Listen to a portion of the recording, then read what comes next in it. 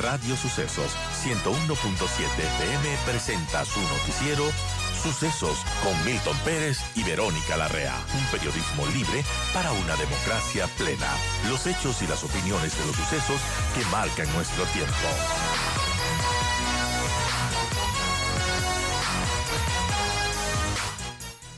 Bueno, justamente hemos estado tratando cómo está la situación económica del país cuando, bueno, recientemente el 2 de agosto conocimos la noticia de que el riesgo país del Ecuador se ubicó en 2018 puntos, una cifra que nos coloca en el segundo país con el indicador más alto de América Latina, incluso superando a la Argentina. Y bueno, tenemos también esta situación de incertidumbre política con las elecciones que se vienen ya en el 20 de agosto. En poquitos días estaremos los ecuatorianos yendo a las urnas. ¿Cómo vemos todo ese panorama? ¿Cómo están afrontando los empresarios, Osvaldo, esta situación? Bienvenido y gracias por estar con nosotros. Gracias, Vero. Buenos días. No es simple. Lo que yo creo es que ahora la población quizás pueda comprender mejor lo que yo mencionaba desde hace algunos años ya, y era esa burbuja en la que estaba metido el gobierno de Lazo y lamentablemente pues terminó cumpliéndose casi todo. Bueno, ahora que tenemos hacia adelante, pues lo que se ve es un gobierno que trata de informar ciertas cosas que para mí están alejadas de la realidad. Está pasando con el Ministerio de Economía. El ministro Arosemena ha mencionado que el crecimiento que él estima estará superior al 2,6 o alrededor del 2,6. El déficit le estima en menos de los 2.800, 600 millones. Es decir, están completamente ausentados de la realidad. ¿Qué es lo que estamos viendo, Vero? Pues yo personalmente veo un déficit que estará bordeando los 4.000 millones de dólares, es decir, una cifra importante frente al Producto Interno Bruto. Veo una inversión que está parada, y esto ya se veía desde el principio de año, porque cuando analizábamos la recaudación de impuestos, comenzábamos a ver cómo los empresarios empezaban a importar menos materias primas, menos bienes de capital, y eso ahora se demuestra con la formación bruta de capital fijo. Se le ve a la inversión física, en Ujú. resumen, en economía, se le ve muy desacelerada. Entonces, pensar que el Ecuador va a cerrar con números equilibrados este año es una ilusión que no va a darse. Entonces, hacia adelante lo que se ve es que no hay inversión, no hay nuevas contrataciones, y eso no va a cambiar en el corto plazo. Quizás lo más importante es tratar de entender con sensatez las propuestas que nos están haciendo los candidatos para no caer en los mismos engaños que hemos tenido que pasar durante los últimos, no sé, 15 años o algo por el estilo. Entonces, no hay soluciones sencillas, es complejo, y no creo que el presidente que va a estar un año y medio pueda arreglar mayor cosa a lo que estamos viviendo. Quien sea que le toque asumir Carondelet la tiene complicado. Ahora, Osvaldo, hablando de propuestas, ¿usted ha podido revisar las propuestas de los distintos candidatos? ¿Qué tan loables las ve? ¿Cómo las mira? De cara a que puedan cumplirlas, de cara a que realmente resuelvan los problemas que tenemos en el país. Bueno, sí, he revisado algunas, incluso he buscado reunirme con algunos candidatos para conversar. No ha sido posible, y por un lado creo que hasta mejor, pero más era por mi sentido de responsabilidad. Pero más allá de eso, lo que yo veo, Vero, es indudablemente un perfil parecido a las propuestas del pasado. Es decir, cuando, por ejemplo, se menciona tomar las reservas internacionales, cuando se menciona solucionar el tema del empleo, pues la Ujú. profundidad respecto a lo que están proponiendo no es la que debería tener la propuesta. Es decir, lo que yo creo es que cuando uno hace la prueba de entender qué sustancialmente va a cambiar el candidato, probablemente ninguno esté ofreciendo nada sustancial. Todos hablan del crédito, la seguridad, de las reservas, muchos de ellos. Y pues yo le digo al país que tomar las reservas pues indudablemente es un error, porque a la larga no está solucionando ningún problema de fondo, y pensar que el hecho de tomar las reservas de los bancos y invertirlas o gastarlas vaya a solucionar algo, pues no tiene sentido. El tema de seguridad, no soy un experto en seguridad, pero lo que sí le digo es que ya el asunto económico realmente está muy afectado por la seguridad. Veo yo que, por ejemplo, muchos de los que trabajamos a nivel nacional nos toca cerrar ciertas localizaciones porque es imposible trabajar. Lo mismo pasa con inversionistas y pensar en esa línea que pues la solución es sencilla es algo que es mentira. Entonces veo que los candidatos están ofreciendo muchas cosas que no las van a poder cumplir. Hay que estar claros que este es un gobierno de transición y lo que deberíamos entender como ciudadanos, Vero, es ver que la propuesta tenga dos aristas. La Ujú. una emergente, es decir, qué voy a hacer este año y medio con temas de seguridad, de lo más prioritario. Y la segunda, ¿cuál es mi visión del país? Es decir, qué es lo que yo veo como un modelo de desarrollo, que es otra vez la misma conversación que hemos tenido ya durante años, lamentablemente. Y entonces, si es que se repite aquella visión de Correa o de Lazo, pues probablemente lleguemos a las mismas conclusiones que las vivimos hoy con Lazo y hace 7 años con Correa. Entonces, pues no es sostenible lo que estamos viviendo. Hoy en la mañana en otro medio yo decía, pero lo que tenemos aquí es una trampa de desarrollo que parte por el propio presupuesto general del Estado. En sí mismo ese presupuesto conspira contra el crecimiento, es decir, es un presupuesto que no es viable, no es sostenible. Entonces los candidatos deberían pensar en primero cómo usted financia ese presupuesto que ahora se le ve tan delicado y segundo, cómo de ahí en adelante usted plantea algo que sí sea lógico, racional de cumplir. Decía yo en la mañana, tenemos, por ejemplo, un grado de inflexibilidad de nuestro gasto, un gasto que no se puede mover, de alrededor del 70%. En América Latina el promedio es 40%. Todo eso deberíamos preguntarles a los candidatos. ¿Qué va a hacer usted con la inflexibilidad del gasto?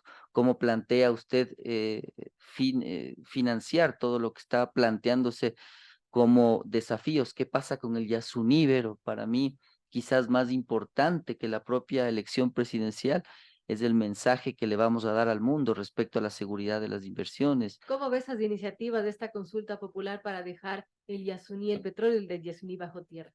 Mal haría yo en decir que está bien o está mal dejar el petróleo en el suelo. Me parece que las dos visiones tienen argumentos que son muy sólidos. Pero lo que yo sí creo es que el país primero está tomando una decisión muy importante sin información.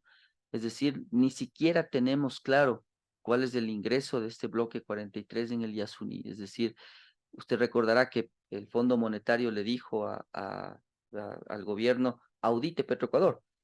Y ahora yo entiendo por qué nadie se atreve a auditar las empresas del gobierno, porque hay corrupción adentro y son botines políticos. Pero, es decir, no tenemos datos de cuánto está entrando, cuánto estamos gastando. Y creo que el mensaje que se le va a dar al inversionista extranjero es un mensaje muy fuerte, ¿no? Es decir, después de esto, lo que probablemente suceda es que aumentar la producción petrolera con más inversión va a ser bien difícil. Entonces, yo me inclinaría más porque el país tenga un plan de acción en caso de que gane el sí o en caso de que gane el no. Es decir, el país debería presentarle a los ciudadanos cuáles son los efectos de las decisiones que tomamos. Por ejemplo, ver, si usted decide dejar el petróleo del Yasuní en tierra, es decir, sí estoy de acuerdo con que eso se quede bajo tierra, pues probablemente tendríamos que hablar de los subsidios o no. Es decir, no tiene ni pies ni cabeza pensar que la población ecuatoriana dice, cuido a la naturaleza, dejo el petróleo bajo tierra, pero eso sí, deme el diésel más barato Sígame del mundo. subsidiando. No puede ser. Entonces yo plantearía un escenario, muy bien, gana el sí, tenemos que sentarnos a ver cómo disminuimos el gasto en subsidio. Es que eso es lo que nadie ha dicho, ¿no? Como, si es que gana el sí, ¿qué va a pasar? Exacto. Nadie le dice, le ve a usted a un gobierno que es ausente, o sea, no hay gobierno. Y entonces, claro, yo de autoridad lo que diría es, si gana el sí, estas son las acciones. Se baja el subsidio, se eliminan ciertos gastos adicionales, se promueve la inversión en otro bloque, es decir, algo. Y si gana el no, por ejemplo, yo sigo con la idea de que el país debería canjear subsidios por inversión.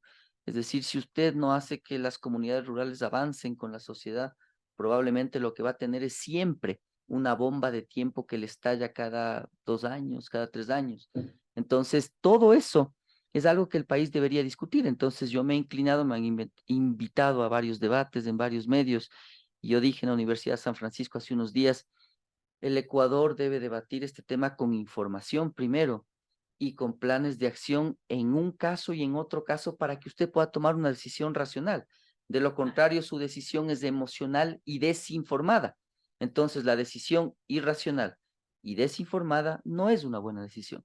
Entonces, a eso estamos sometiéndole al país junto con otras cosas más. Oía lo de los acuerdos internacionales, oía la información del Ministerio de Finanzas, y todo realmente me parece que le está llevando al país a una situación que ojalá y tenga retorno en algún momento.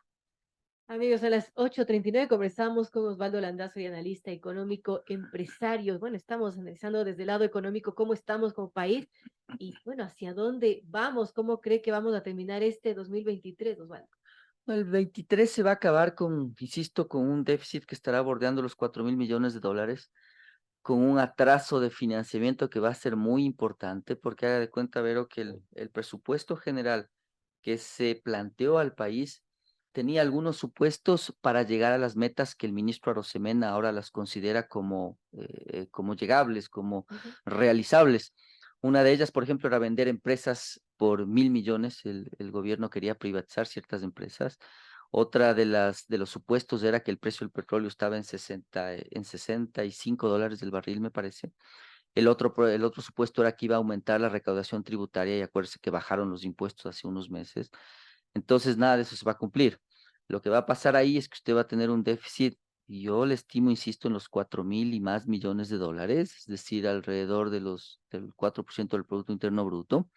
Usted va a tener un problema de financiamiento bien delicado, aunque entraron 500 millones en estos días de financiamiento de algún organismo internacional, pues lo cierto es que a usted haga de cuenta que le necesita 1.200 millones mensuales para salir solo con la nómina de la burocracia y los bienes y servicios de esa burocracia.